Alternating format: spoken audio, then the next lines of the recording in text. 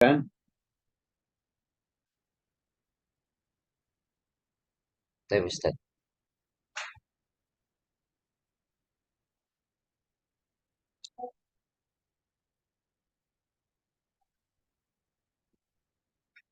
izin share screen ya Ustaz.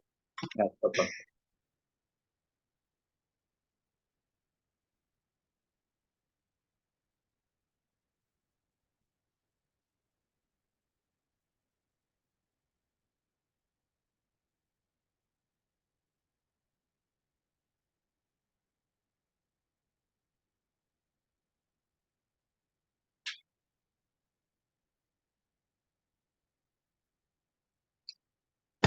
Bismillahirrahmanirrahim.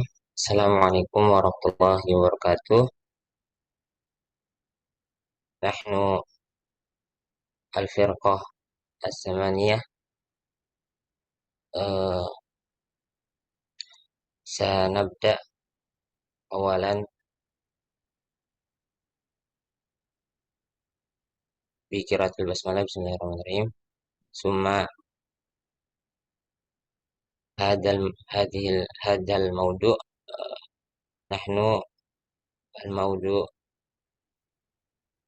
al-buyu' fil Islam, ya jual beli Islam atau bisnis Islam.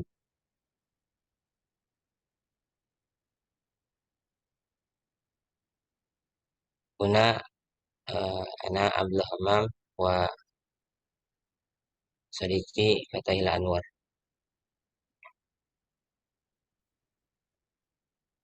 Kemudian subbab materi jual beli dalam Islam kami yaitu ada hukum hikmah dan rukun jual beli. Yang kedua syarat jual beli. Kemudian yang ketiga ada hukum memilih dalam jual beli. Yang keempat macam-macam jual beli yang dilarang. Yang kelima riba dan praktiknya. Materi ke-1 sampai 3 akan dibacakan oleh teman saya Fatahillah Anwar. Kepadanya saya persilakan. Saya Syukran Hamam atas persilakannya. Jadi materi yang pertama yang akan kami bahas terkait bisnis dalam Islam atau jual beli di dalam Islam itu adalah hukum hikmah dan rukun jual beli. Jadi sebenarnya bisnis dalam Islam itu cakupannya luas gitu. Ada bisnis senjata, ada bisnis buat lainnya gitu. Jadi yang mau dibahas kami itu adalah yang terkait jual beli. Next, Mam.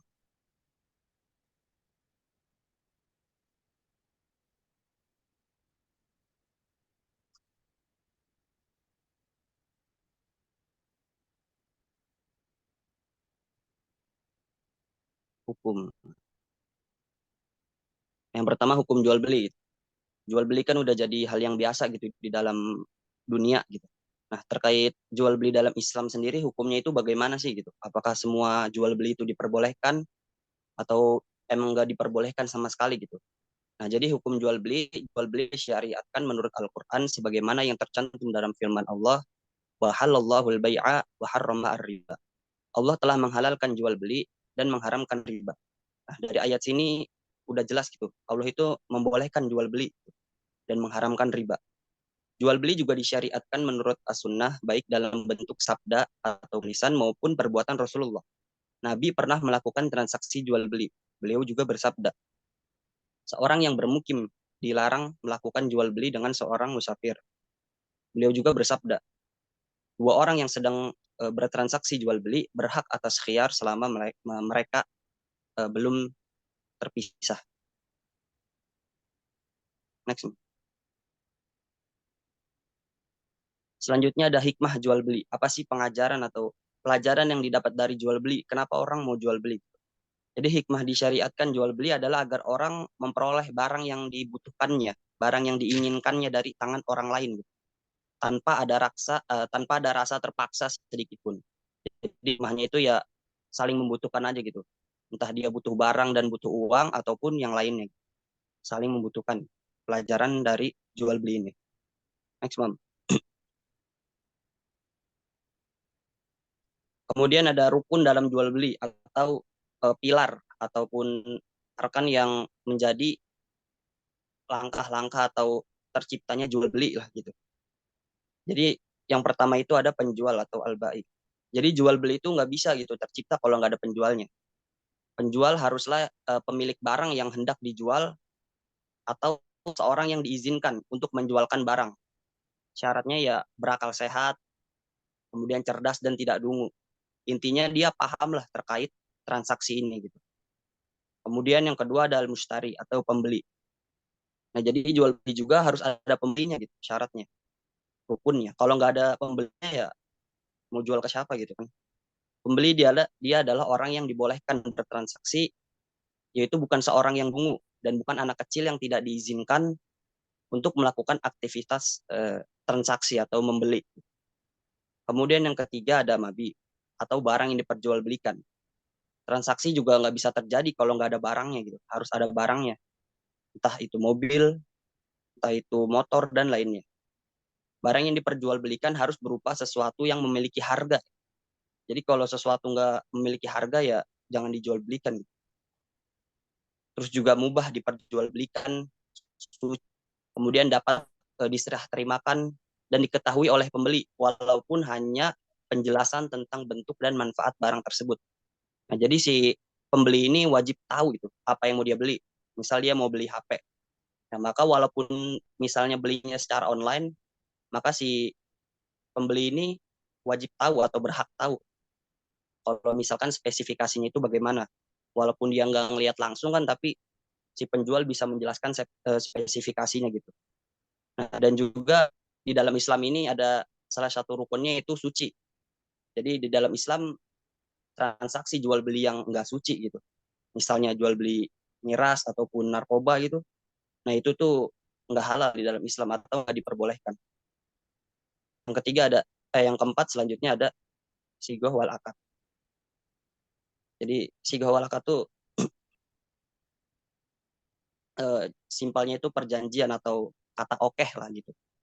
Jadi kata-kata yang menunjukkan akad jual beli yaitu ijab dan kabul dengan ucapan seperti misal bang, saya mau beli itu dong bang, teh jus misalnya. Langsung kata abangnya oke, nah itu berarti udah ada akad. Jadi ijab kabul yang ditunjukkan dengan perbuatan seperti setelah dikatakan misal jualah baju itu kepadaku, terus si penjual menyerahkan baju itu kepada pembeli dan lainnya. Dan yang terakhir itu ada at-tarobi atau kesepakatan saling sukarela. Jual beli tidak dibenarkan tanpa adanya kesukarelaan antara kedua belah pihak. Sebagaimana sabda Rasulullah, sesungguhnya hanya dengan saling kesepakatan. Jadi kalau misalkan kita jual motor tapi kita masih nggak rela motor itu, misal kita udah jual motor masih ditanya-tanyain, bang tadi motor yang saya jual itu gimana bang? Nggak nggak ini kan bang rusak misal sampingnya. Nah itu nggak bisa gitu. Jadi harus rela. Dia jual beli berarti harus rela. Nah, jadi itu adalah rukun-rukun atau arkan terjadinya jual beli. Perlu ada kelima hal ini supaya si jual beli ini terlaksana. Masuk ke sini. Oh, tahu. Lagi.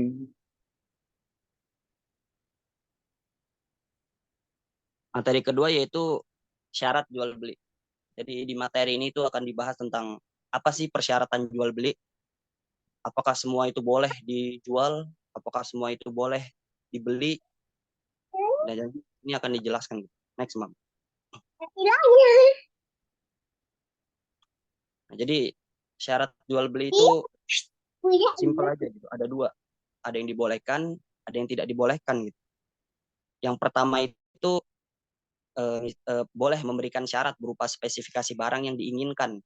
Jika memenuhi syarat tentang barang yang diinginkan, maka jual beli menjadi sah. Namun jika tidak memenuhi syarat, maka transaksi jual beli tidak sah. Gitu. Misalnya, seorang pembeli mensyaratkan bahwa buku yang diinginkannya harus menggunakan kertas berukuran kecil. Atau seorang yang ingin membeli rumah mensyaratkan bahwa rumah yang diinginkan harus menggunakan pintu yang terbuat dari besi. Simpelnya bisa nggak request lah gitu. Misal kita mau beli es krim, bang request bang, gak pakai coklatnya misal gitu. Ataupun misal kita mau beli lemari itu, bang request bang lemarinya yang kecilan aja. Nah itu diperbolehkan gitu dalam jual beli terkait spesifikasi ataupun persyaratan-persyaratan gitu. Nah lalu ada juga persyaratan yang tidak diperbolehkan atau tidak valid gitu. Yang pertama menggabungkan dua syarat dalam satu transaksi jual beli. Misalnya seorang pembeli kayu bakar mensyaratkan agar kayu yang dibelinya tidak dibelah-belah dan dibawa ke suatu tempat. Sebab Rasulullah SAW bersabda, tidak dihalalkan meminjam dan membeli dalam satu waktu, dan tidak ada dua syarat dalam jual beli. Lalu yang kedua ada seorang penjual binatang ternak yang mensyaratkan agar pembeli binatang ternaknya tidak menjual lagi. Nah ini itu nggak bisa gitu. Jadi ibarat kita jual motor, bang ntar motornya jangan dijual lagi ya bang ya. Nah itu nggak bisa kita. Jadi kalau kita misal ibarat yang tadi binatang gitu, agar binatang ternaknya tidak menjual lagi binatang ternak yang telah dibelinya, atau mensyaratkan agar binatang ternak yang telah dibeli tidak dijual lagi kepada si fulan, atau mensyaratkan agar binatang ternak yang dibelinya tidak dihibahkan kepada si fulan, atau mensyaratkan agar binatang ternak yang telah dibelinya dapat dipinjamkan, atau binatang ternak yang telah dibelinya dapat dijual dengan harga tertentu. Nah semua itu dilarang oleh Rasulullah gitu. Jadi kalau misalkan kita udah ngejual barang kepada orang ya berarti barang tersebut udah hak orang itu gitu, bukan hak kita lagi. Jadi kita nggak bisa ngatur-ngatur. Kemudian syarat yang ketiga ada syarat yang batil atau tidak sah. Jadi meskipun akad yang terjadi dengan syarat itu tetap sah, misalnya disyaratkan agar pembeli tidak rugi ketika menjualnya kembali, atau seorang penjual hamba sahaya mensyaratkan agar dia berhak atas al-wala dari hamba sahaya itu. Atau syarat dalam kedua contoh tersebut tidak sah, namun transaksi jual belinya sah gitu. Kemudian yang keempat yaitu jika penjual memanipulasi barang dagangannya, yaitu dengan memperlihatkan bagian yang bagus dan menyembunyikan yang buruk, atau menyampur susu sapi dengan susu kambing, maka pembeli berhak atas khiyar, yaitu udah ya. Next, Mam.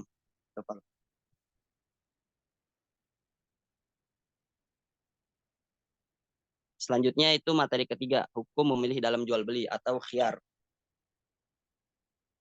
Next, Mam.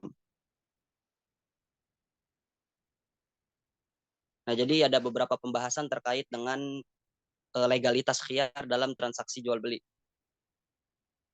Yang pertama itu selama penjual dan pembeli masih berada di tempat gitu, dalam suatu tempat belum terpisah gitu. Keduanya berhak atas khiyar gitu. Jadi khiyar itu apa sih? Khiyar itu adalah hak memilih untuk melaksanakan jual beli atau membatalkannya. Jadi kalau misalnya kita jual beli ya kita punya hak gitu untuk memilih oke atau membatalkannya ya, tergantung kita gitu, minat atau enggaknya. Selama selama si penjual pembeli itu belum terpisah gitu, masih satu tempat. Kemudian yang kedua, apabila salah satu pihak penjual atau pembeli mensyaratkan transaksi jual beli baru terlaksana sebulan kemudian. Misalnya keduanya itu sepakat, berarti mereka melakukan khiyar hingga waktu yang disepakati. Jadi misalnya pengen jual belinya bulan depan udah disepakati ya boleh-boleh aja gitu. Kemudian barulah jual beli terlaksana. Nah itu boleh. Kemudian yang ketiga, jika salah satu pihak penjual atau pembeli memanipulasi harga. Misalnya barang seharga 10.000 dijual seharga 15.000 atau misal 20.000. Maka sang pembeli berhak membatalkan transaksi atau mengambil kembali uang kelebihannya. Itu sebab Rasulullah SAW bersabda kepada orang yang merugi dalam jual beli lantaran kelemahan akalnya. Pada siapa sabdanya? Kepada siapa saja yang berjual beli denganmu, katakanlah jangan ada penipuan. Jika terbukti adanya penipuan, maka kelebihan nilai harga penipuan itu dikembalikan kepada orang yang ditipu. Kemudian yang keempat ada jika penjual memanipulasi barang dagangannya, yaitu dengan memperlihatkan bagian yang bagus dan menyembunyikan yang buruk, atau menyampur susu sapi atau susu kambing, maka pembeli berhak atas khiyar, yaitu memilih antara membatalkan atau melaksanakan atau melanjutkan jual beli transaksi tersebut. Kemudian yang kelima ada jika terdapat cacat pada barang yang dijual, maka harganya menjadi jika seorang pembeli tidak mengetahui cacat barang yang dibelinya, lantas belakangan dia mengetahuinya, maka pada saat itu boleh. Jadi kalau misalkan kita jual HP gitu, si penjual udah ngasih tahu spesifikasinya, RAM-nya, juga ini masih mulus atau enggak kacanya gitu. Nah, pas kita udah oke, misal sebulan kemudian atau seminggu kemudian, kita baru tahu gitu ternyata baterainya nggak ada. Itu boleh kita ngembaliin atas barang tersebut. Jadi itu aja ya terkait pembahasan khiyar gitu. Jadi khiyar ini oke atau enggaknya dalam jual beli. Kita boleh ngembaliin barang atau enggak di dalam jual beli. Maksimum. Nah, jadi selanjutnya materi yang keempat itu ada macam-macam jual beli yang dilarang. Yang akan dijelaskan oleh rekan saya Abdul Rahman. Silakan. Oke, makasih. Materi keempat yaitu ada di sini macam-macam jual beli yang dilarang. Jadi dalam Islam ya nggak selamanya jual beli itu diperbolehkan. Apa aja itu jual beli yang dilarang? Ya, kita lanjut.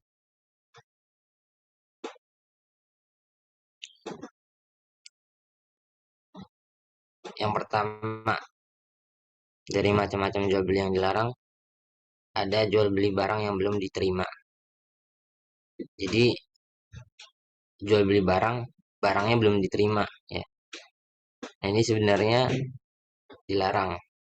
Kemudian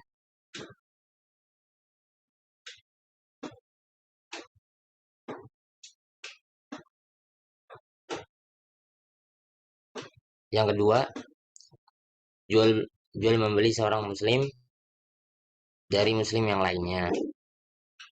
Ya, jual membeli seorang muslim dari muslim yang lainnya. Terus yang ketiga itu ada jual beli najasi.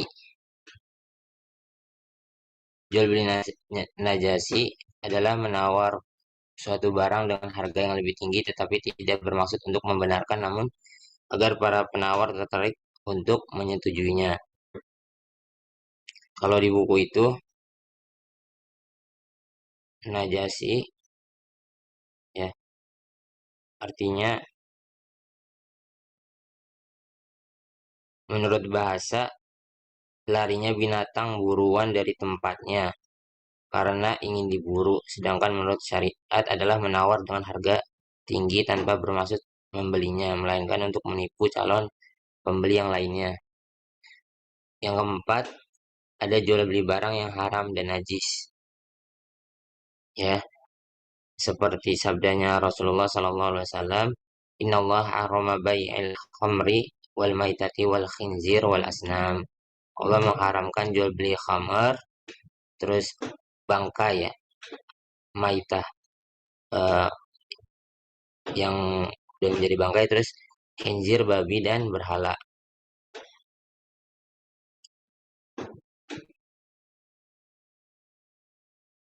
Begitu pula juga sabdanya Allah melaknat para pematung. Terus ada juga sabdanya barang siapa yang menyimpan anggur setelah dipanen, kemudian dia menjualnya kepada orang Yahudi dan Nasrani, orang Yahudi atau Nasrani, atau kepada orang yang menjadikan anggur itu sebagai khamar, niscaya mata orang itu akan dilalap oleh api neraka. Kemudian yang kelima ada jual beli gharar, tidak jelas seperti menjual ikan di air. Ya, jadi arti gharar itu kita dilarang melakukan jual beli yang mengandung penipuan dan spekulasi.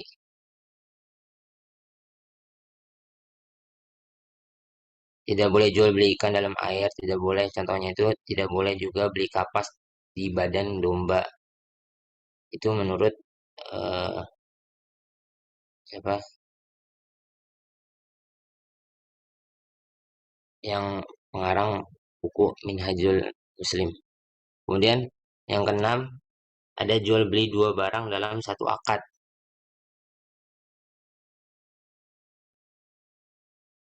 Misalnya seorang mengatakan, saya menjual ini kepada Anda dengan 10.000 secara tunai atau seharga 15.000 secara tempo. Lantas terlaksanalah jual beli itu tanpa ada kejelasan akad mana yang dilaksanakan. Itu. Terus contoh lainnya seorang berkata, saya menjual rumah ini kepada Anda seharga sekian. Dengan syariat Anda harus menjual kepada saya seharga sekian-sekian. Jadi ada dua akad. Jual beli dua barang dalam satu akad. Afwan, ini maksudnya jual beli ya barang dalam dua akad. Terus yang ketujuh, jual beli nurbun. Nurbun itu uang muka, yaitu seorang membeli sesuatu atau menyewa, kemudian berkata kepada penjualnya, engkau aku beri uang 1 dinar dengan syarat, jika aku membatalkan jual beli atau sewa, maka aku tidak memberimu uang sisanya. Ya, uang muka. Terus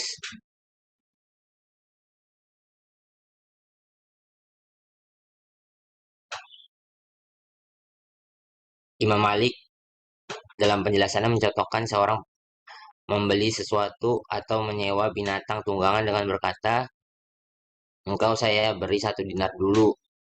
Tetapi jika ternyata barang dagangan atau sewaan itu saya tinggalkan lantaran tidak suka, maka apa yang telah saya berikan kepadamu tetap menjadi milikmu. Gitu. Yang kedelapan, menjual sesuatu yang belum ada pada penjual. Ya, jual beli barang yang tidak ada. Seorang muslim dilarang menjual barang dagangan yang tidak ada padanya atau sesuatu yang belum menjadi miliknya. Sebab hal itu dapat menyulitkan penjual sekaligus mengecewakan pembeli. Lantaran barang yang diinginkan tidak kunjung tiba. Rasulullah SAW bersabda, jangan menjual sesuatu yang tidak ada padamu. Yang kesembilan, ada jual beli hutang dengan hutang. Jual beli hutang dengan bayaran hutang. Ya. Seorang muslim tidak boleh menjual suatu utang dengan bayaran utang, sebab itu artinya menjual hal yang tidak ada dengan bayaran hal yang tidak ada pula. Islam tidak membolehkan itu. Kemudian yang ke-10, jual beli inah. Yaitu seorang menjual sesuatu kepada orang lain dengan kredit. Kemudian ia membayar lagi dengan harga yang lebih murah. Ini adalah intisari dari riba nasiyah. Nanti nasiyah ada ya, jelaskan. Kemudian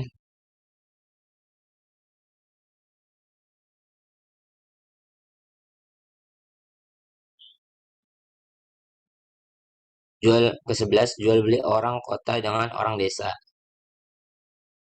Penjualan oleh penduduk kota terhadap barang dengan penduduk desa.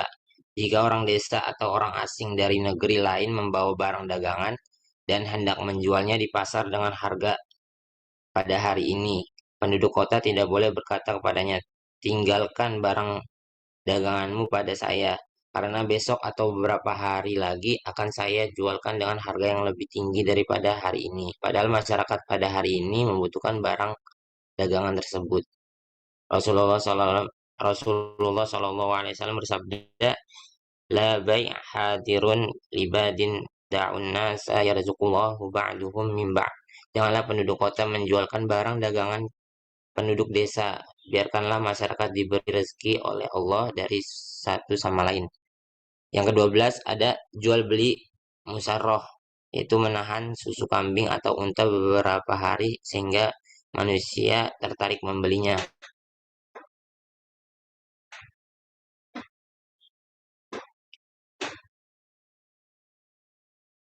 Ya, Rasulullah SAW bersabda,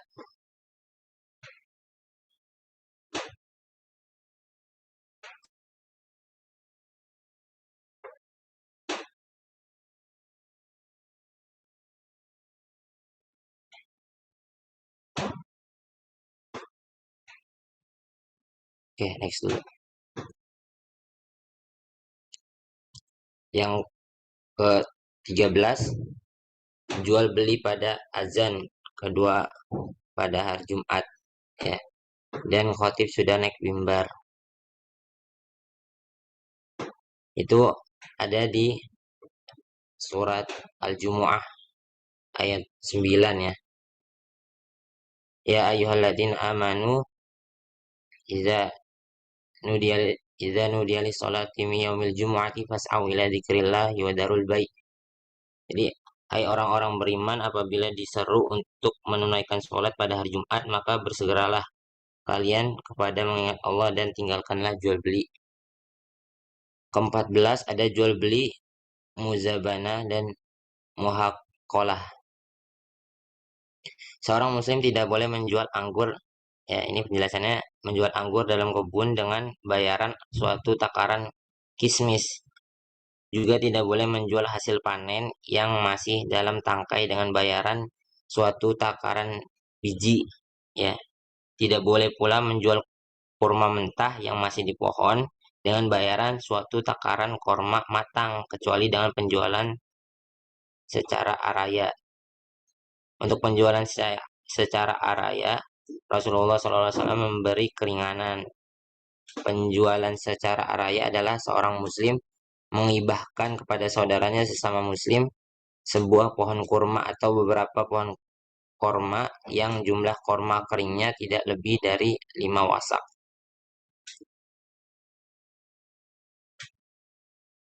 Kemudian yang ke-15, jual beli pengecualian. Misalnya seorang muslim menjual kebun, maka ia tidak boleh menghadiri satu pohon kurma atau satu pohon yang tidak diketahui.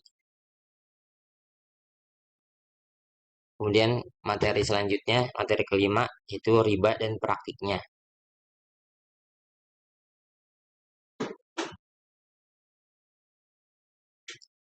Riba dan praktiknya, riba dan hukumnya. Riba adalah tambahan uang pada sesuatu yang khusus.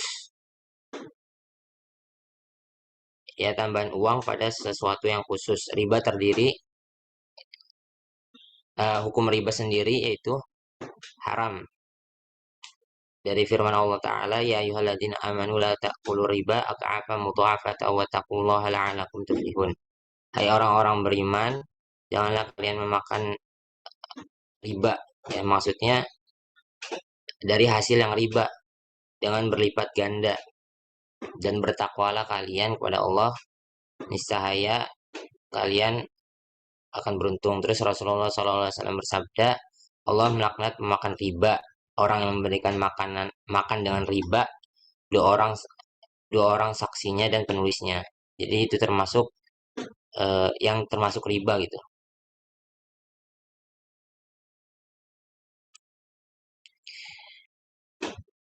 Hikmah yang diharamkan riba. Hikmah diharamkannya riba ya.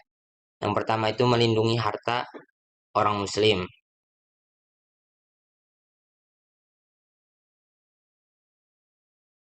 Melindungi harta milik orang muslim agar tidak dimakan secara batil. Terus yang kedua itu menutup pintu yang menyebabkan permusuhan dan kebencian sesama muslim. Yang ketiga, menjauhkan orang muslim dari hal-hal yang membinasakan.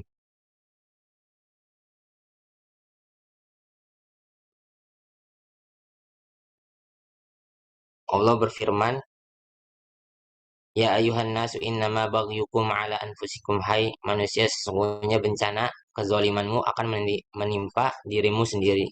Jadi riba itu termasuk kezaliman. Terus yang keempat, membuka pintu-pintu kebaikan. Ya, mengarahkan seorang muslim untuk mengembangkan hartanya dengan cara-cara yang mulia, yaitu cara-cara yang jauh dari penipuan. Ya, begitu pula dengan cara-cara yang jauh dari menyulitkan sesama muslim dan menyulut kebencian di antara sesama muslim. Ya. Kemudian riba ada dua macam. Riba yang pertama yaitu riba fadl.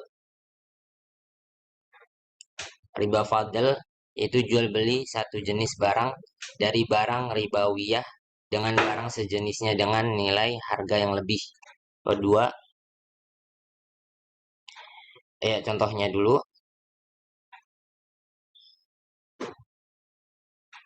seorang menjual 1 kuintal gandum dengan bayaran 1/4 kuintal gandum,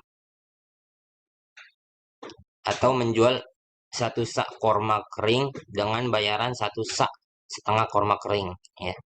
Jadi beda. Atau menjual 1 ukiyah perak dengan harga 1 ukiyah atau 1 dirham perak.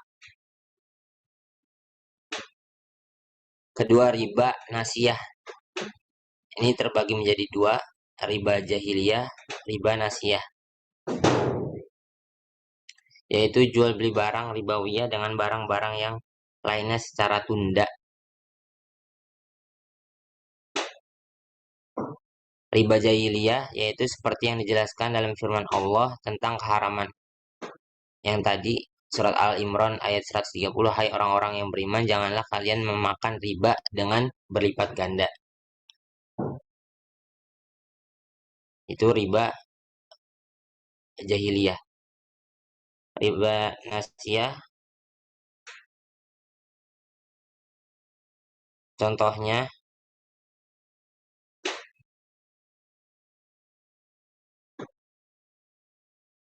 riba nasiyah yaitu menjual suatu barang yang di dalamnya terdapat proses riba. Contoh barang yang dijual adalah salah satu dari 2 mata uang, emas dan perak, gandum, tepung, korma kering, dengan sesuatu yang dapat menyebabkan terjadinya riba nasiyah. Contohnya itu adalah seorang laki-laki menjual 1 kuintal korma kering dengan pembayaran di tempo utang dan pembayaran dalam bentuk 1 kuintal gandum. Kemudian pokok-pokok riba. Rasulullah SAW bersabda, emas dengan emas, perak dengan perak, gandum dengan gandum, syair sejenis gandum dengan syair, kurma dengan kurma, dan garam dengan garam ukurannya sama dan dengan kontan. Jika jenis-jenisnya tidak sama, maka jualan semau kalian asal dengan kontan. Akan tetapi riba tidak masuk pada jual beli di mana harga dan barangnya berbeda, kecuali jika salah satu dari keduanya ditangguhkan dan tidak kontan. Begitu juga riba tidak terjadi pada barang yang tidak terjadi dalamnya riba apabila dijual secara kontan atau tidak kontan. Pada jual beli salam, pembayaran didahulukan sedangkan penyerahan barangnya ditunda sampai waktu yang lama. Dan riba tidak terjadi pada buah-buahan dan sayur-sayuran karena tidak bisa disimpan dan bukan makanan pokok. 3 bentuk riba. Yang pertama, penjualan satu jenis barang dengan sejenisnya dengan harga lebih. Kedua, penjualan dengan 2 jenis barang yang berbeda namun salah satu dari keduanya tidak ada di tempat. Yang ketiga, penjualan satu jenis barang dengan sejenisnya dengan harga yang sama dan pembayarannya ditunda pada waktu tertentu namun salah satu dari keduanya tidak ada di tempat. Ya, syukran kasiron. Ada minna, mungkin kita cukupkan dari teman-teman. Ada pertanyaan, kami persilakan.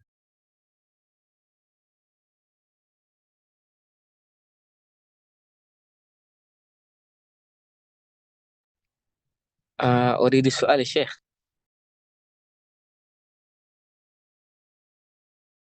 Bentar, tarik dulu ya. Boleh, نعم. Ya, tarik. syukran Hamam atas penjelasannya ya. Masya Allah banget ya tadi, ternyata dalam bisnis itu juga diatur dalam agama kita.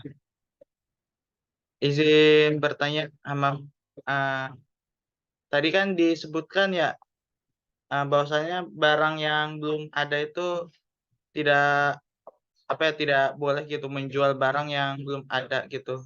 Yang jadi pertanyaan tuh, bagaimana dengan sistem PO yang saat ini gitu. Sistem PO yang dimana pembeli itu pesan terlebih dahulu tapi barangnya belum ada gitu. Itu aja pertanyaan dari Ana, Bang. Syukran. Ya, sistem pre-order ya dalam Islam ya. Oke, lanjut kepada Ziniko. Maaf. Syukran atas kesempatannya. Mungkin idza natakalam an hukum al-buyu' kathin fi fikratina ini al-asilah. Izin nanya mungkin 3 soal boleh gak ya? 3 pertanyaan. Ini Afan sebelumnya Ana izin off cam karena lagi di jalan. Boleh nggak Ki Amam nanya 3? 2 aja, Akhi. 2 ya. Oke. Oke, mungkin soal pertama mirip sama Torik sih. Tapi nggak usah deh, udah. Soal pertanyaan yang pertama itu izin bertanya, kan kalau misalkan jual beli itu kan harus sesuai, kayak misalkan eh, emas sama emas 1 gram ya dibayarnya dengan harga 1 gram gitu kan. Atau contoh lain, uang 100.000 ya nggak boleh kita beli uang tersebut jadi 120. Nah, pertanyaan Ana itu, kita kan kalau bulan Ramadan itu kan bisa di Idul Fitri itu ada yang suka jualin uang receh itu ya 2000-an misalkan, 1 juta segepok. Nah, itu mereka jualan uang 1.000.000 2.000, tapi mereka lebihin kayak kita harus bayar 1.100.000 gitu. Nah, tapi ada tanda kutip, mereka ngomong 100.000 itu jasa gitu. Nah, jadi kita beli uang 2.000 sebanyak 1 juta, kita bayar 1.100.000. Nah, tanda kutip 100.000 itu mereka ngomong jasa. Nah, itu apakah itu termasuk riba atau bukan? Ya, terus pertanyaan yang kedua, eh, apa hukumnya kalau misalkan kita itu menitipkan barang? Tadi kan dijelasin sama Ahli Hamam kalau misalkan ada orang dari desa ke kota nitip barang, misalkan dia 50.000 nih, terus kata orang yang kota tuh, udah nih taruh dulu di sini, eh tapi nanti saya jualin di atas itu gimana gitu. Nah, itu kan tadi kata Ahli Hamam gitu. Nah, yang mau Ani tanyain contohnya kayak gini, misalkan Ani mau jual motor harga 15 juta, temen Ani punya showroom nih. Nah, cuman Ani nggak mau dia beli dulu, Ani nitip ke dia. Misalkan contohnya ente Mam punya showroom. Ani bilang, Mam, jualin dong motor Ani gitu. Eh, Misalkan 15. Ani kasih 15 juta aja deh, selebihnya ente jual, terserah ente mau jual 17, mau jual 20. Lakunya berarti terserah ente, cuman 15-nya buat Ane gitu, sisanya buat ente. Nah, cuman ente kan nggak mau beli nih, ngejualin aja dengan harga yang ente pengen. Nah, itu hukumnya gimana? Apakah itu termasuk riba juga atau gimana? Atau mungkin gampangnya reseller lah, istilahnya reseller kan rata-rata gitu ya. Barang orang dijualin, terus dia ngejualin lebihin sedikit. Nah, itu hukum reseller itu apa gitu? Yang mungkin gaji ya. Makasih. Jelas nggak soalnya? Ya, insya Allah jelas. Oke, syukron. Afwan, lanjut Lutfiah. Ya, terima kasih atas kesempatannya. Terima kasih juga kepada kelompok yang telah presentasi. Izin bertanya ya, tadi kan udah dijelasin gitu tentang macam-macam jual beli yang dilarang.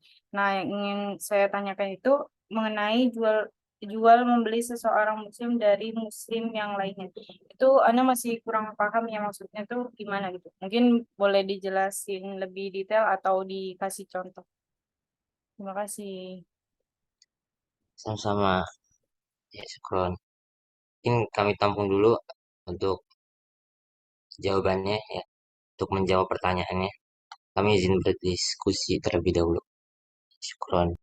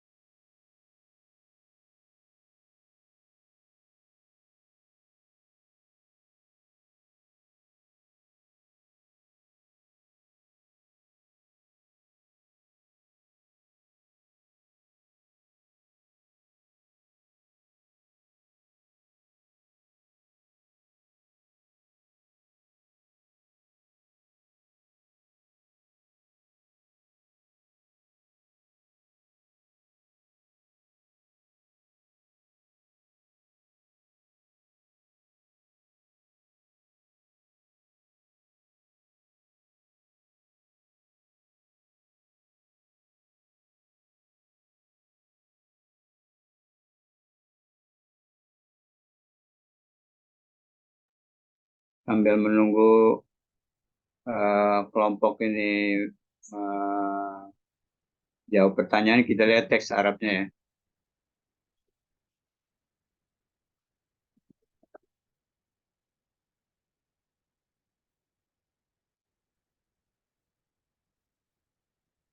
ya. Bismillahirrahmanirrahim. Jadi kita masuki salah satu dari bab muamalah. Tolong nanti kelompok 8 kalau sudah selesai kasih tahu ya. Kita mengulas dari teks Arabnya seperti apa yang sudah sampaikan tadi. Jadi salah satu dari bagian muamalah itu adalah yang paling banyak dalam kehidupan kita sehari adalah al-bai'. Di sini dijamakan fil buyu. Bahasa ketiga menjelaskan tentang jual beli. Di dalamnya ada 9 materi ya. Materi pertama tentang hukum jual beli, hikmah jual beli, dan rukunnya. Jadi hukum jual beli. Jadi al-bai'u masyru'un bil kitabil aziz qala Allah taala ahlallahu al-bai'a wa harrama riba. Jadi jual beli itu disyariatkan dalam kitab yang mulia yaitu Al-Qur'an sebagaimana firman Allah. Allah telah menghalalkan jual beli dan mengharamkan riba. Al-Baqarah 275. Sedangkan dalam sunnah qauliyah artinya ucapan Nabi wal amaliyah gitu juga ada dalam prakteknya yang dilakukan oleh Nabi. Yaitu apa? Kita tahu bahwa Nabi adalah sebelum dia diangkat jadi Nabi dan Rasul seorang pebisnis, seorang pedagang, saudagar. Faqad ba'an Nabiyyu sallallahu alaihi wasallam wasara. Nabi telah melakukan jual beli.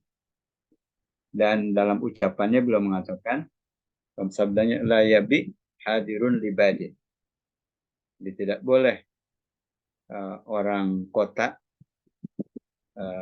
menjual kepada orang pedesaan kampung. Begitu juga dalam sabda beliau al-bai'ani bil khiyar ma lam yatafarraqa. Dua orang yang melakukan transaksi jual beli, mereka punya hak memilih. Maksudnya melangsungkan jual beli atau membatalkan. Yaitu syaratnya selama dia belum berpisah. Nah, apa hikmahnya jual beli itu dibolehkan atau disyariatkan? Jadi al-hikmatu min masyriatil bai' yal bulughul insan hajatahu mimma fi yadi akhihi bi ghairi harajin wala madharatin. Jadi hikmah atau filosofi di balik disyariatkan jual beli adalah agar manusia bisa memenuhi atau mencapai kebutuhannya dari apa yang ada di tangan orang tanpa harus mengganggu dia atau menyulitkan dia. Artinya kita butuh mobil, itu punya orang lain. Nah, supaya kita mencapai kebutuhan kita, maka kita kasih dia uang sebagai imbalan yang kita sebut dengan jual beli. Kita butuh barang, kita punya uang, barang itu punya orang. Nah, supaya kita memenuhi kebutuhan kita, maka kita tidak mengganggu dia, maka kita berikan kepadanya nilainya atau uang. Nah, itu. Jadi ada unsur ya ta'awun juga kerjasama. Kemudian rukunnya tadi disebutkan yang namanya transaksi jual beli itu pasti ada rukunnya, siapa saja yang terlibat di dalam. Pertama adalah penjual sendiri, al-bai'. Yang kedua adalah al-mustari, pembeli. Yang ketiga al-mabi, al-mutaman, barangnya. Yang keempat adalah sigatul akdi, yaitu ucapan transaksi atau yang disebut ijab dan qabul. Tentu ijab dan qabul itu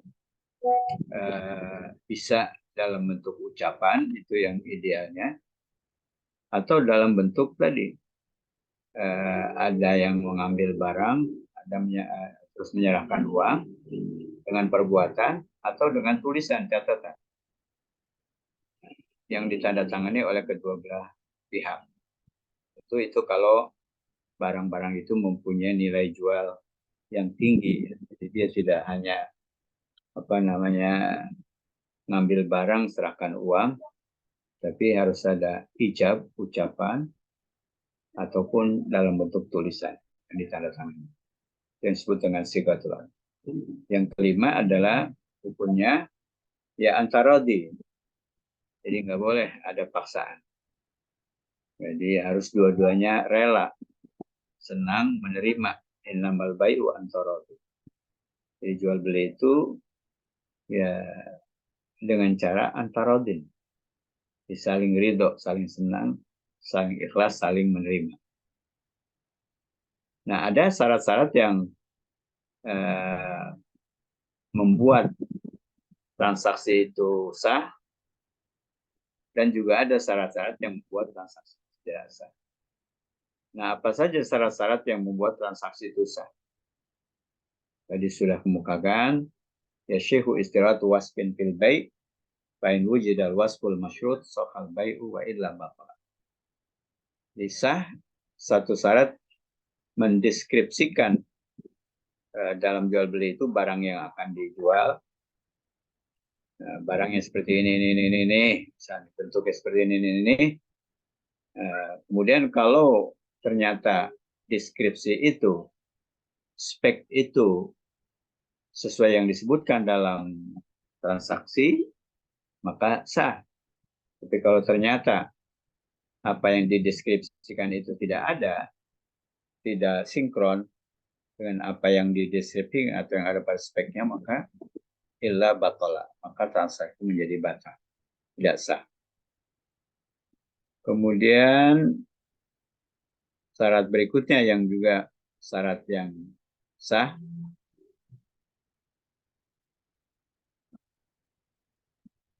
syarat yang tidak sah. Jadi al-jam'u baina syartain fi bai'in wahid.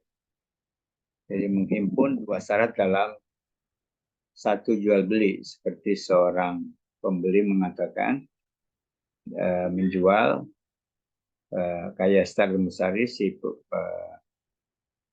Mustari pembeli mengatakan Mustari al-khatab kasrohu wa hamlahu, dengan syarat harus dibelah, harus dipecah sepotong-potong dan dibawanya. Itu ada dua syarat, dipotong-potong dan diantarnya. Itu tidak boleh. Kemudian syarat yang tidak boleh juga mensyaratkan yang bisa merusak pokok jual beli itu. Misalnya kayak syaratul bai' daba ala yabi al-mustari. Seorang penjual menjual hewan misalnya atau mobil atau motor kepada orang lain, tapi dia katakan kepada pembeli, kamu jangan jual lagi. Itu nggak boleh, karena itu merusak transaksi jual beli itu sendiri. Karena ketika transaksi terjadi, maka kepemilikan itu menjadi beralih dari penjual kepada pembeli, sehingga dia punya wewenang untuk bertasarruf pada barang yang dibelinya, baik menjual atau tidak, menggade atau sebagainya. Nah, maka syarat yang dikemukakan oleh penjual bahwa si pembeli jangan menjual lagi barang itu syarat yang membuat transaksi tidak sah. Kemudian berikutnya asyartul batil ladzi yasihu ma'al aqdu, syarat yang tidak sah alladzi yasihu ma'al aqdu, yasihu yang sah bersamanya akad. Seperti orang mengatakan kayak yastari itu alla yakhsira inda bai'il mustari. Jadi dia katakan kamu jangan rugi nanti ketika kamu jual. Aw yastari bai'il abdi alal wala alahu. Atau dia mensyaratkan dia jual hamba saya tapi ketaatan hamba saya itu tetap kuat dia. Jual belinya sah tapi syaratnya enggak sah. Maka syarat semacam ini itu batal. Nah, transaksinya sah, tapi syaratnya yang tidak harus dipatuhi. Misalnya tadi saya jual kepada kamu di barang, tapi kamu nanti kalau jual jangan rugi. Nah, jangan ruginya itu syarat yang tidak boleh. Tapi jual belinya sah. Ministar atau syaraton laisa fi kitabillah bahwa batil wa in kana mi'ata syarat.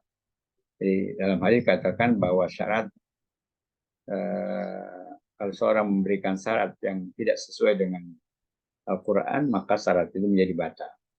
Meskipun 100 syarat itu seperti tadi, menjual hamba saya kepada orang lain, tapi dia syaratkan hamba saya tetap patuh kepada dia, itu nggak boleh.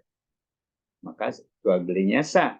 Hamba saya itu beralih ke pemilikannya, tapi ketaatannya syaratnya tadi tidak boleh dilakukan. Dia harus ikut kepada orang yang membeli.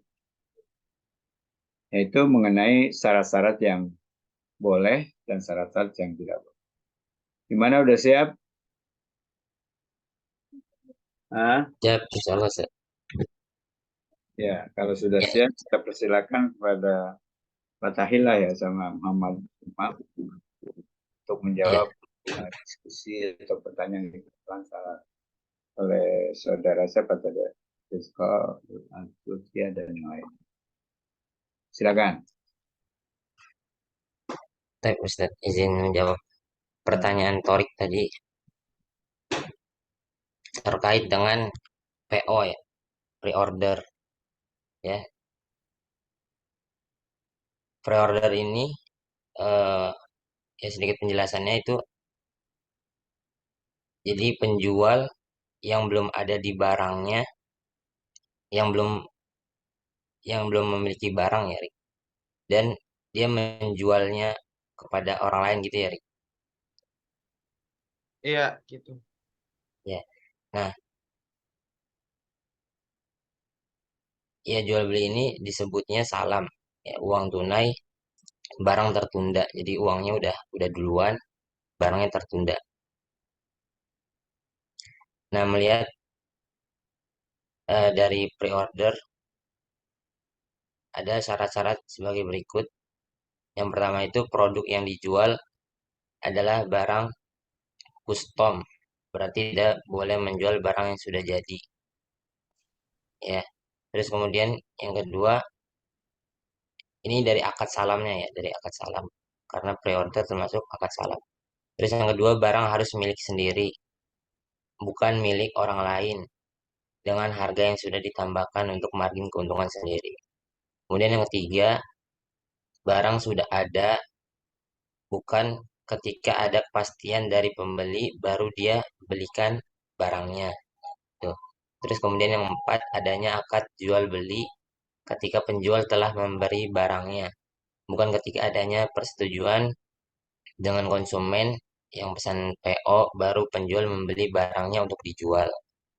Ya, nah itu syaratnya, syaratan-syaratan akad salam. Jika menawarkan barang di muka dan melakukan deal harga jual beli dengan konsumen sebelum mereka membeli barangnya dari supplier ya, supplier untuk menghindari kerugian dengan menyetok barang, maka jelas PO seperti ini dilarang. Terus adapun PO barang yang belum jadi ya custom gitu, kayak misalnya konveksi, sablon, percetakan, makanan, catering, dan yang semisalnya, ya, ini lebih mudah diperjuangkan dengan cara PO. Dalam bahasa fikihnya disebut dengan istisna ya. Istisna yaitu jual beli barang dengan cara pesan produksi custom dengan menentukan spesifikasi barang yang diinginkan pembeli dan waktu pengerjaan, maka pembayaran dalam akad istisna boleh dilakukan secara tunai sebelum barang dibuat. Ya, seperti itu. Kejawab belum dengan syarat-syarat tadi yang udah disebutin? Terjawab, Amang. Syukran, Amang. Oke. Jawabannya. Ya, afwan. Terus kemudian apa tadi? Pertanyaan Lutfiah ya terkait jual beli yang dilarang seorang muslim jual muslim ya. Maksudnya jual beli seorang muslim kepada muslim lainnya. Bentar, di nah izin share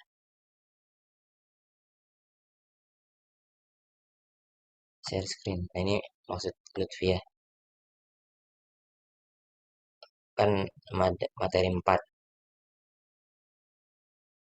Nah, ini yang jual beli yang dilarang. Yang kedua itu bai'ul muslimi 'alal muslim. Jadi jual beli ya jual jual maksudnya artinya jual beli muslim atas muslim lainnya gitu. La yajuzu lil muslimi an yastariya akhuhu al muslim bidoatan bi khamsatin masalan ya. Jadi misalnya itu tidak boleh ya. Ini artinya tidak boleh seorang muslim membeli barang saudaranya untuk kelipatan dengan kelipatan yang lebih gitu. Contohnya di sini misal jadi si A membeli sebuah barang seharga 5.000. Ini si A. Terus lantas si B berkata kepada si A, ya. Jadi kan si A membeli sebuah barang dengan seorang gitu. Dengan 5.000. Lantas si B berkata kepada si A, kembalikan barang itu kepada penjualnya karena saya menjual barang yang sama dengan harga 4.000 yang lebih murahnya gitu. Nah, inilah maksudnya kayak gitu ya. Jadi maksud artinya jual beli eh, ya gimana ya? Jual seorang seorang muslim udah jual nih. Terus diituin lagi di kayak dikompor-komporin buat jangan beli barangnya kembaliin gitu. Karena saya menjual barang tersebut dengan harga murah. Nah, itu nggak boleh. Karena Nabi Shallallahu Alaihi Wasallam bersabda, janganlah sebagian kalian berjual beli di atas jual beli sebagian yang lain. Yaitu maksudnya seorang muslim ber- di atas jual beli seorang muslim lainnya gitu. Maksudnya gitu ya. Betul ya gimana? Udah terjawab belum? Kalau misalnya tadi kan itu kalau sesama penjual nggak sih? Nah, kalau misalnya Enggak, sesama itu yang A-nya itu si pembeli. Jadi pembeli, dia udah beli nih, udah beli 5.000, terus si B ya penjual lainnya kayak ngompor-ngomporin jangan beli gitu. Maksudnya beli di suruh dia. kembaliin, iya beli di dia aja karena harganya lebih murah gitu. Kalau Kayak gitu. misal kalau misalnya gini, misalnya si A mau beli ini sama nggak? Kayak misalnya si A mau beli barang nih seharga 5.000. Terus si B mau beli barang yang sama tapi dia nawarin harga yang lebih tinggi gitu. Saya beli juga deh tapi harganya 10.000 gitu. Itu termasuk ke dalam jual beli muslim. Nah, itu nggak sih? Sama nih. Nah, ini sebenarnya contohnya ada lagi nih. Larangan ini juga berlaku ketika si B. Tadi kan si B kan penjual yang harganya 4.000 tuh. Berlaku ketika si B berkata kepada penjual, batalkan transaksi itu, saya akan membeli barang darimu seharga 6.000. Itu. Sama nggak contohnya? Nih, gini. Tadi coba Lutfi gimana pernyataannya? Contohnya nih si A mau beli barang harganya 4.000 tuh 5.000 lah 5.000 terus si B mau beli barang yang sama terus bilang ke penjualnya saya beli juga saya mau barang yang itu gitu tapi saya beli deh harganya 10.000 gitu di Ya, lebih mahal. iya sama. Sama. Misalnya barangnya cuma satu ya, stoknya satu kan. Eh, si A udah beli dengan harga 5.000 tadi kan. Si A, ini satu penjual, terus ada pembeli dua A sama B. Nah, yang A ini dia udah beli goceng 5.000. Terus si B datang, cuk cuk. Ini masih di tempat ya. Datang cuk cuk cuk terus batalkan ngomongnya ke penjualnya ngomongnya gini. batalkan transaksi itu. Terus karena saya kan membelinya dengan harga 6.000, itu kan di atasnya yang di A kan, atau 7.000 atau tadi 10.000. Nah itu sama, jual beli di atas jual beli orang lain gitu. Oh ya, sangat jelas. Terima kasih, Hamam. Ya sama-sama. Kemudian jawaban Anggrin solo dijawab dengan oleh Fatah. Dipersilakan Fatah. Oke, terima kasih ya, Mam. Izin menjawab pertanyaan Anggri. Ini pertanyaan Anggri bagus banget ini, karena udah terjadi di mana-mana gitu. Dan banyak masyarakat memang yang belum tahu tentang bahaya dari riba ini gitu, yang udah menjadi kebiasaan gitu. Nah, jadi pertanyaan pertama itu, boleh nggak sih kita nuker uang gitu, 1 juta misal, atau ya 1 juta, kita bayar 1,1 juta, ataupun kita dikasihnya cuma 900.000 dengan alasan misal untuk jasa. Nah, ini tuh menurut saya pribadi nggak boleh gitu, karena jatuhnya riba. Sebagaimana yang dijelaskan tadi, emas dengan emas, perak dengan perak, yang artinya itu dalam takaran yang sama gitu. Kalau kita misalnya menukar uang 1 juta, harusnya dikasih 1 juta gitu. Ketika bertambah ataupun berkurang, maka masuknya ke wilayah riba gitu. Nah, ada ulama yang berpendapat juga membolehkan gitu. Kalau misalkan kita meniatkan. Jadi ketika kita dikasih 900.000 dengan niat gitu, kita udah emang mau ngasih dia buat jasa, nah itu boleh gitu. Tapi pendapat ulama yang lain terkait 2 akad gitu. Jadi akad yang pertama ini jual beli uang 1 juta, dapat 1 juta, kemudian ada akad baru terkait pembayaran jasanya gitu. Misal kita tukar uang 1 juta, kita nerima 1 juta. Kemudian di akad yang kedua kita bilang, Pak, tadi kan Bapak udah ke bank, Pak. Ataupun tadi Bapak udah nunggu seharian di sini. Bapak narik jasa berapa? Misal dia bilang 100.000. Kemudian kita kasih dia 100.000. Nah, saya lebih suka pendapat ulama yang ini gitu, untuk kehati-hatian gitu jatuhnya. Karena jangan sampai gitu, niat kita untuk menyenangkan sanak keluarga ataupun saudara-saudara kita yang masih kecil dengan pembagian-pembagian uang gitu, ternyata masuk ke wilayah maksiat. Karena belum tentu juga gitu, pahala yang kita dapat dari bagi-bagi uang itu bisa menandingi dosa dari riba gitu. Jadi ada 2 pendapat, dan saya lebih suka pendapat yang kedua gitu, terkait adanya 2 akad. Yang pertanyaan pertama ini, apakah jelas Anggi? Jelas, akibat Syukron. Nah, kemudian untuk pertanyaannya Anggri yang kedua terkait penitipan barang gitu. Kalau misalkan kita nitip gitu, ada saudara dari desa nitip buat beli HP misal itu 3,5 juta.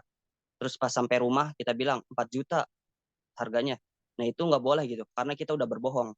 Kecuali kita bilang, oke deh, gue beliin HP yang 3,5, tapi kasih gue lah, gue udah bawain dari desa, ataupun gue udah bawain dari gue lah 500. Kemudian si pembeli dari desanya mengizinkan, ya udah, ntar gue kasih 500. Nah, itu tuh boleh gitu, karena udah ada kesepakatannya. Kemudian terkait yang motor, ketika Anggri misal menitipkan motornya ke teman Anggri, misal motor seharga 15 juta, Anggri titipin. Kalau menurut saya pribadi ya, ini boleh gitu jatuhnya, dan bukan riba. Karena jatuhnya Anggri kan mewakilkan barangnya Anggri kepada temannya Anggri gitu. Dan Anggri juga udah memberikan instruktur ataupun memberikan arahan gitu untuk bilang ke teman Anggri gitu, nih gue jual 15 juta, lu jual mau berapa aja terserah gitu, sebagai misal jasa lu lah. Nah, itu menurut saya itu boleh gitu, karena di awal Anggri juga udah bilang kan, ini motor 15 juta, jualin aja gitu, lu mau ngambil berapa, mau ngambil 2 juta, mau ngambil 1 juta, bebas gitu. Dan juga di sini jatuhnya Anggri menitipkan dijual gitu, mewakilkan motor Anggri untuk dijual kepada untuk dijualkan gitu kepada orang lain, temannya Anggri gitu. Ini sejauh yang saya tahu sih kayak gitu. Mungkin ada pendapat lain, dan apakah sudah terjawab, Nggri? Atau mungkin ada pendapat lain? Udah terjawab, akibat Syukron. Oke, syukran. Allah. Saya kembalikan kepada Kiamam. Syukron akibatnya. Mungkin sekian dari kelompok kami, kelompok 8 tentang bisnis Islam. Kami akhiri. Syukron. Jazakumullah khairan. Salam. Ya Ustaz, dikembalikan ke Ustaz.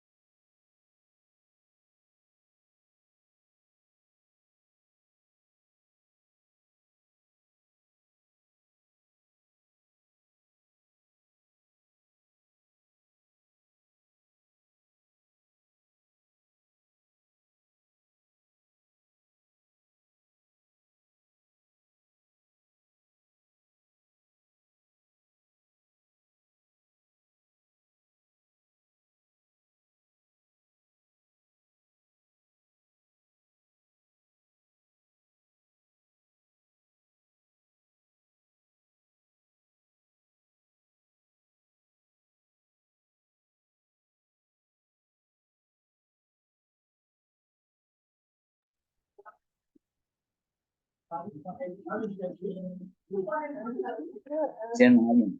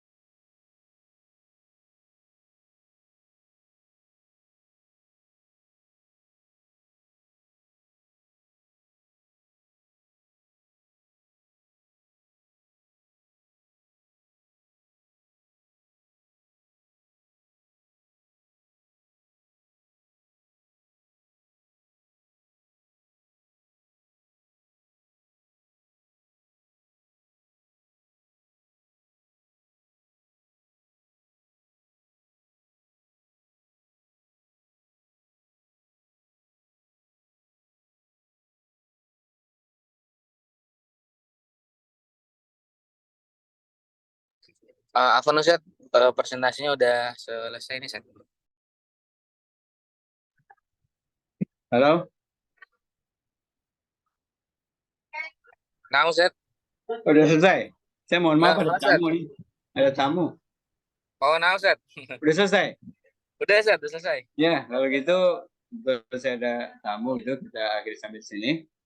Syukran li Hammam Abdul Hammam wa hadhihi al-majmu'ah التي قدمت مقالتهما وشكرا للإخوة والأخوات الذين شاركوا في النقاش ونستفيد من خلال هذه المحاضرة في حياتنا اليومية وهيا بنا نختتم محاضرتنا اليوم بقراءة حمدلله الحمد لله رب العالمين شكرا لكم جميعا وإلى أن نلتقي إن شاء الله في الأسبوع القادم أستودعكم الله والسلام عليكم ورحمة الله وبركاته. Waalaikumsalam. Waalaikumsalam warahmatullahi wabarakatuh. Syukran. Waalaikumsalam. Ustaz.